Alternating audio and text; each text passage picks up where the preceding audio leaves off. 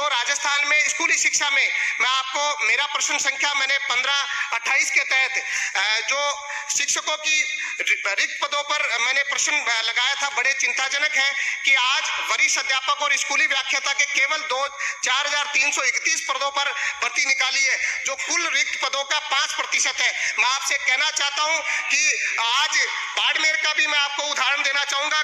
आज के अखबार में बाड़मेर में जिस प्रकार से छात्रों ने पदों को बढ़ाने का आंदोलन किया है, पूरे प्रदेश का नौजवान चाहता है कि उसके साथ अन्याय नहीं हो, उसके साथ अत्याचार नहीं हो, और ये वरिष्ठ अध्यापक और जो हमारे स्कूल व्याख्याता के पद हैं उनको बढ़ाए जाएं, नहीं तो युवाओं को निश्चित रूप से सड़कों पर आना पड़ेगा।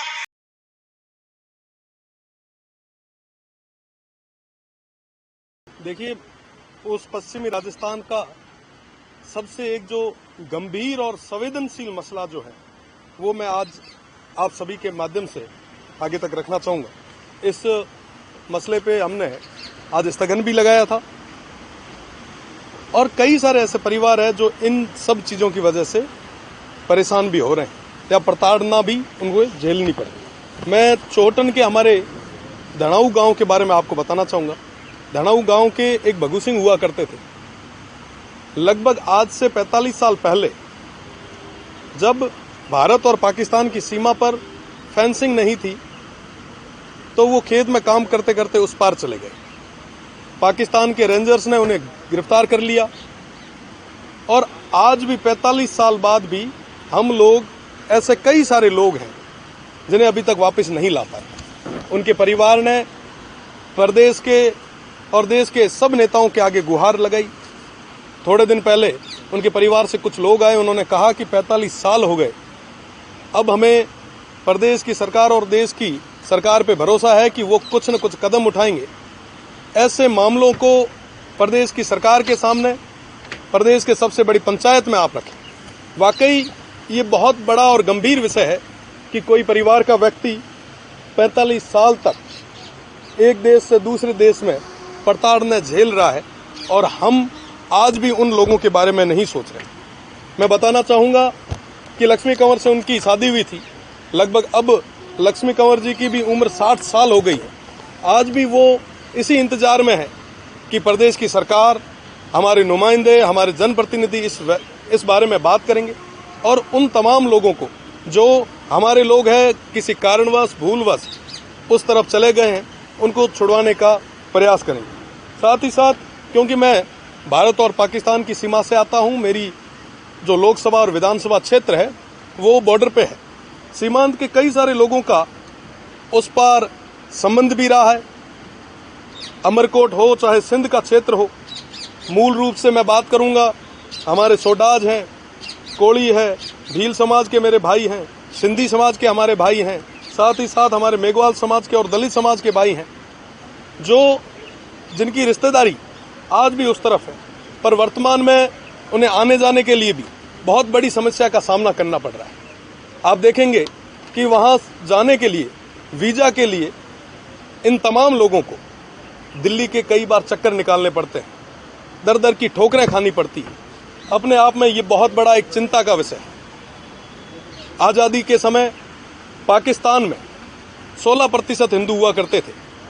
आज वो संख्या, वो आंकड़ा घटते घटते 1% तक आ चुका है। आज 1% ही हिंदू जो है वो पाकिस्तान में रह गए।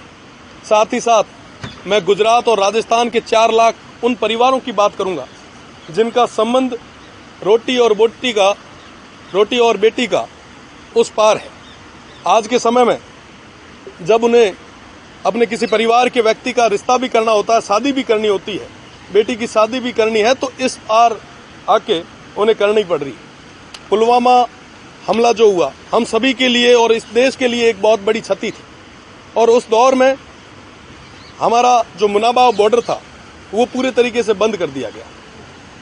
पुलवामा अटैक से पहले हमारे जो लोग थे वो थार एक्सप्रेस के माध्यम से, जो कि स्वर्गीय जसवंत सिंह जी ने शुरू की थी, 2006 से लेकर 2019 तक वो थार एक्सप्रेस चली और उस थार एक्सप्रेस में कई सारे लोग जो उस पार थे यहाँ आके अपने परिवार से जुड़े और साथ ही साथ कई सारे बिछड़े लोग मिले।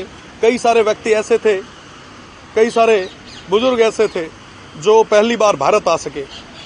थार एक्सप्रेस की बदौलत पाकिस्तान से कई सारी हस्तियां हिंदुस्तान आ पाई, उन्हें हरिद्वार नसीब हो पाया। पर पुलवामा अटैक के बाद में थार एक्सप्रेस पूरे तरीके से बंद हो गई। अटारी और बाघा बॉर्डर खोल दिया गया।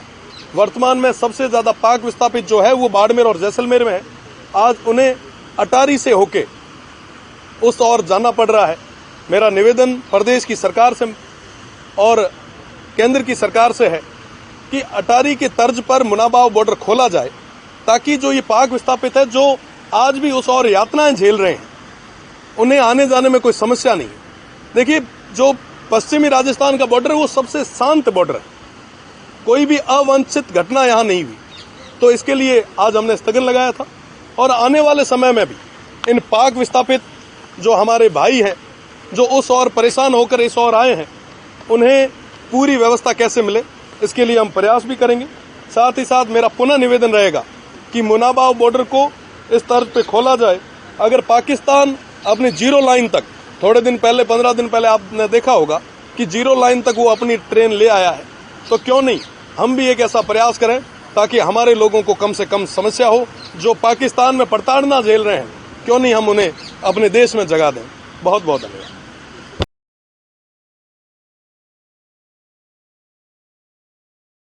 मैं और कहना चाहूंगा, मैंने पहले भी कहा है कि आपने महाराजा कॉलेज की जमीन मांगी, उन्होंने मना कर दिया। या आपके सीएस और डीजी इन दोनों के बंगले, मुख्यमंत्री जी को कभी भी काम हो, किसी मंत्री को काम हो तो उनको वहां जाने में टाइम लगता है। तो मैं कहूंगा कि ये 2-2, 6-6 हज़ार गज में, वर्ग गज में ये दोनों बंगले हैं, इनको आप खाली करवाइए और एसएमएस हॉस्पिटल को दीजिए।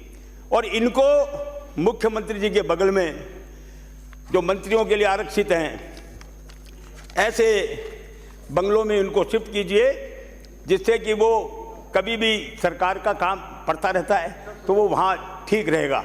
सीएस और डीजी के बंगले वहीं बनाइए और ये जो जगह हैं वो खाली करवाइए।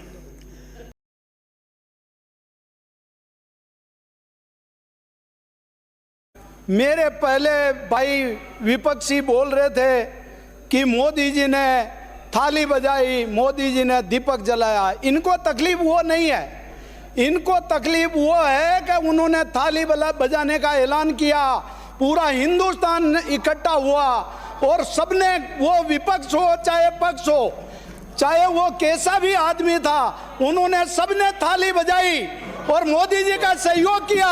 वो इनको तकलीफ है। मैं आपको सभापति महोदय ये बताना चाहता हूं, मेरे पड़ोसी रात दिन हम आमने सामने लड़ते थे। कांग्रेस परिवार के मेरे घर पे दीपक नहीं थे, उससे ज्यादा दीपक कांग्रेस भाइयों ने और बहनों ने जलाया। ये तकलीफ इनको है कि मोदी जी के साथ में ये सारा इकट्ठा कैसे हो गए, थाली कैसे बजा दी, ये तकलीफ है। अगर ये नहीं करते तो वास्तव में इस कोरोना की भट्टी के अंदर सब जल जाते और उनको काबू नहीं कर पाते। इनको सबको एक करने के लिए मोदी जी ने, हो सकता है भगवान से परमिशन लेकर ये काम किया, इस वजह से हम बच गए। ये तो होटलों में बैठे थे, होटलों में बैठे थे हमारे भारतीय जनता पार्टी के कार्यकर्ता और आम जनता ने मिलकर। मैं तो ये कहता हूं, पुलिस डिपार्टमेंट हो और चाहे चिकित्सा डिपार्टमेंट हो, रात दिन उनके बच्चे बच्चियों की परवाह किए बिना उन्होंने सेवा की। ये तकलीफ है। मैं ज्यादा नहीं कहूंगा सभापति महोदय, मुझे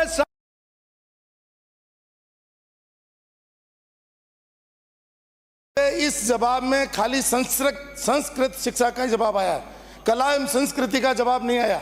मैंने वैदिक और वैदिक शिक्षा के बारे में पूछा है, इसलिए मेरा निवेदन है कि जो भी सवाल लिखें उसको सही पढ़ें। और मैं ये सप्लीमेंट्री पूछना चाहता हूं कि क्या सरकार मतलब जो है ऋग्वेद, यजुर्वेद, सामवेद और अथर्ववेद के अलावा जो इसमें अध्ययन जो खाली यजुर्वेद का करवा रही है, क्या बाकी वेदों का भी अध्ययन करने का विचार सरकार रखती है? और मेरा निवेदन ये है कि माननीय अध्यक्ष जी, सरकार भी कुछ विद्यालय वैदिक शिक्षा के लिए चलाने का विचार रखती है। ये तो माननीय मंत्री जी, ये नीतिगत प्रश्न है, इस पर विचार करेंगे।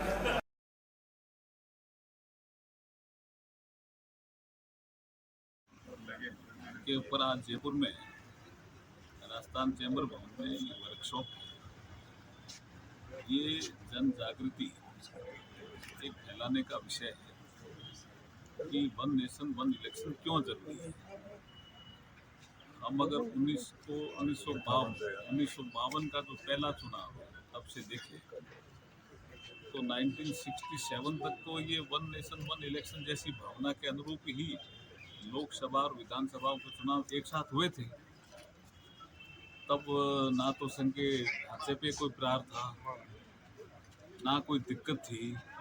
तो अब अगर लोकसभा और विधानसभा के चुनाव एक साथ हो जाएंगे तो जैसे कई बार विपक्ष आलोचना करता है कि साहब संघीय ढांचे पे प्रहार, तो 52 से 67 तक नहीं था, अब कैसे हो जाएगा। ये तो एक रिफॉर्म है, इलेक्शन रिफॉर्म। एक जमाना था जो वोटर आईडी नहीं थी, तो इलेक्शन कमीशन ने रिफॉर्म शुरू किया कि भाई वोटर आईडी होनी चाहिए। अब रिफॉर्म का कोई विरोध करे तो ये चीज समझ में नहीं आती। It is a election reform कि इलेक्शन से जुड़ी हुई जो रिफॉर्म की जो गतिविधियां चुनाव आयोग ने 1981 से शुरू किया, कोई अभी का विषय नहीं है। और जिस सभागार में हम आज ये प्रोग्राम कर रहे हैं, आदरणीय भैरव सिंह जी शेखावत सभागार है। भैरव सिंह जी शेखावत साहब का तो ये पेट विषय था। मुझे भी कई बार कहा कि लोकसभा और विधानसभा के चुनाव एक साथ हो तो बेटर है। उपराष्ट्रपति थे, मैं एमपी होकर के मिलने गया था, सब्जेक्ट उन्होंने रखा। और हम चैम्बर में इसलिए कर रहे हैं कि जो हमारी HLC बनी, हाई लेवल पावर कमेटी, उसके हमारे भारत के पूर्व राष्ट्रपति रामनाथ कोविंद जी उसके अध्यक्ष थे HLC के। उनकी रिपोर्ट में ही लिखा हुआ है कि अगर लोकसभा और विधानसभा के चुनाव एक साथ होते हैं तो GDP में 1% से लेकर के 1.5% तक इजाफा होगा। इसलिए हम चैम्बर, कुछ लोग मुझे पूछ रहे हैं चैम्बर में क्यों रख रहे हो प्रोग्राम।